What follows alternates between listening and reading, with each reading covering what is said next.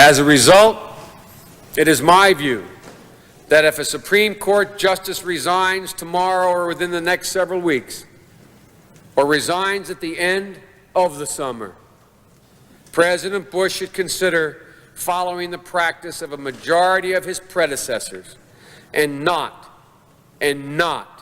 name a nominee until after the November election is completed. The Senate, too, Mr. President, must consider how it would respond to a Supreme Court vacancy that would occur in the full throes of an election year.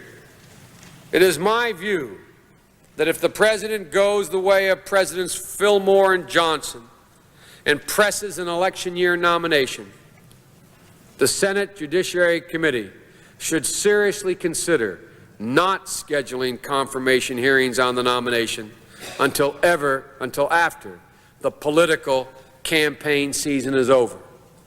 And I sadly predict, Mr. President, that this is going to be one of the bitterest, dirtiest presidential campaigns we will have seen in modern times. I'm sure, Mr. President, after having uttered these words, some will criticize such a decision and say there was nothing more than an attempt to save a seat on the court in hopes that a Democrat will be permitted to fill it.